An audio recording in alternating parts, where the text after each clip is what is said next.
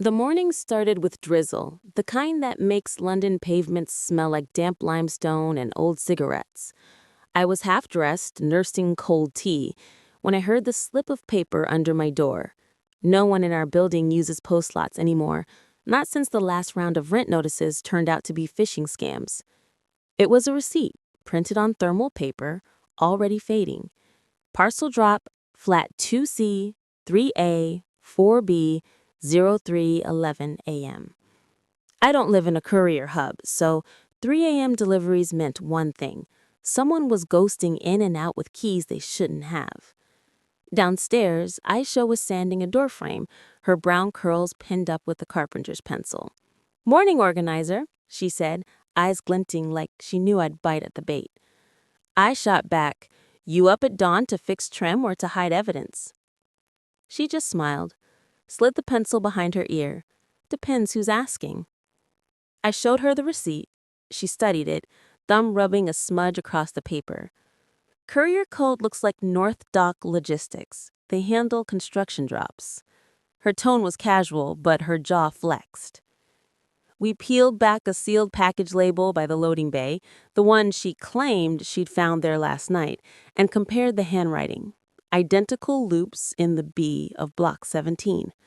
Someone was using fake delivery runs to mask inventory swaps. The rain dripped off the awning like punctuation. I said, "You realize this could be how they clear us out before auction, mark the flats as serviced, declare them temporarily vacant." "And you realize," she countered, "we can't accuse anyone without proof." We crouched by the bin cages, whispering like conspirators in a low-budget thriller, our shoulders brushing as the first bus wheezed past. The accidental touch sent a jolt through me, unexpected warmth against the chill. "Let's just observe," she said, wiping dust from her hands. "Tomorrow, same hour?" "Fine, but if we catch ghosts, you're buying breakfast." She grinned. "Deal." As she turned away, the sodium light flickered above her, amber to silver to dark, like the street itself couldn't decide what belonged anymore. I pocketed the receipt, already half damp, and thought sometimes the smallest scrap of paper can weigh as much as a promise. By 5:42 a.m., the sky over Whitechapel was the color of weak coffee. Aisha and I crouched behind recycling bins, cameras ready. The soft clock ticked in my head. 3 days till auction notice circulation. Our breath fogged the lens as a van reversed toward the bay. 2 men offloaded a crate marked fixtures. Aisha's whisper brushed my ear. "That's not their usual courier." We filmed as one worker slipped. The crate teetered. Then a metal satellite box broke loose, skittering toward the street, where a kid on a scooter rolled by. Instinct took over. Aisha lunged. I grabbed the crate's edge. We shoved a ladder stock under it, redirecting the fall. It landed with a bruising clang against the parapet instead of the pavement. "Bloody hell!" she gasped, hair coming loose. The kid below flashed a thumbs up, oblivious. We pried open the crate to check for damage and found the key. Brass, worn, a faded tag stamped Cedar Mate Ltd, tied with twine to a paper notice. I unfolded it and my stomach turned. An eviction letter. Wrong tenant name, but our block's address. Same signature as my lease. "This is deliberate," I murmured. "They're swapping identities, cycling tenants out on paper."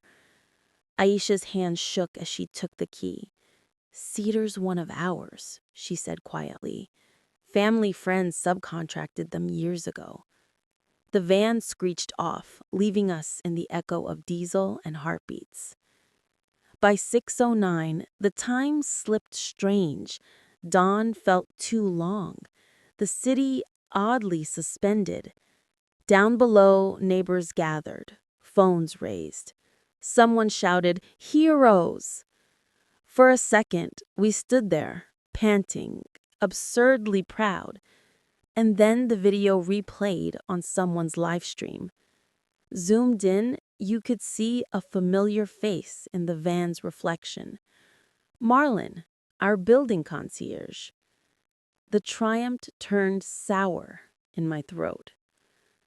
Later, on the same roof, sweat cooling, we nearly kissed, gravity and adrenaline conspiring.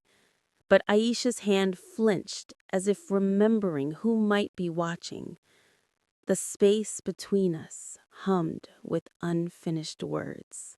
By midweek, the whispers spread. Marlon was the mole.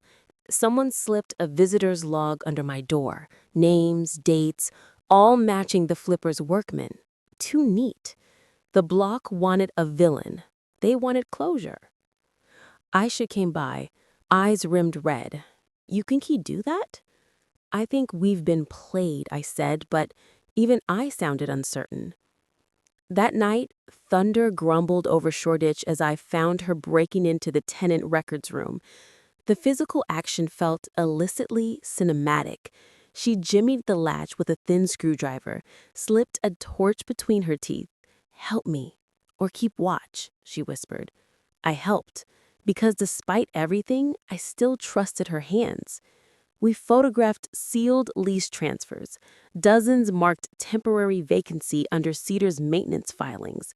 When she found one dated before the alleged deliveries, her breath caught.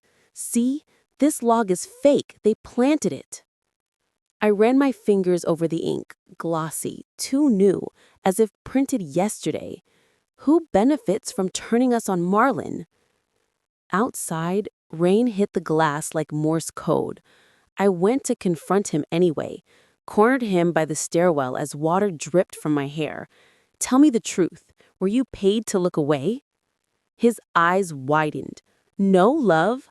I got a call to sign for packages at odd hours. Said they were from housing inspectors. I thought it was official." The forged lug burned in my pocket, the weight of guilt heavier than the damp clothes. I realized we'd almost destroyed the only honest man in the building. When I told Aisha, she exhaled, long and shuddering. "Then we go public," she said. "No more quiet saving. We could lose everything. We already are." For once, I couldn't argue. October 17th, 2025, 0900M deadline. The auction crowd buzzed below, flanked by glossy brochures and protest banners. A drizzle slicked the scaffold. My phone showed 8:41, the last sweep in 3. Aisha handed me the mic for the live stream. "You sure?" I nodded, heart pounding. Let's ruin a perfectly good sale. We started the broadcast, displayed the courier chain, the receipt, the key, the eviction notice, each item glinting damp under gray light. These aren't accidents, they're mechanisms of erasure. Aisha pointed upward. A crew was already boarding flat 3A. She grabbed her power driver, sprinted across the scaffolding, and I followed, palms slick. She disabled the lock, tugged the bar free as cameras zoomed in. "Unauthorized entry," someone shouted below. "Public record," she shouted back. The tension cracked into applause from the tenants' crowd. Somewhere, a reporter's mic caught the echo. "Two women halt illegal repossession." Within an hour, the developer's rep was sweating on livestream.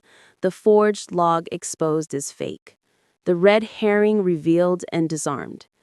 The courier manifest time-stamped trail traced straight to a shell firm registered offshore. Marlon got his apology on camera. Justice, or something near enough. When it was over, the roof smelled of ozone and wet paint. Aisha stood beside me, breathless, rain beating on her lashes. "So," she murmured, "breakfast?" "Only if you're buying," I said. She laughed, that low, careful laugh that had become home. Then she kissed me, deliberate, steady, as if the city itself was holding its breath. Down below, neighbors cheered as power returned to the building. For the first time in months, no one was leaving. We stayed a moment longer, watching the banners flutter like laundry lines of victory. The camera lights dimmed, the skyline turned gold.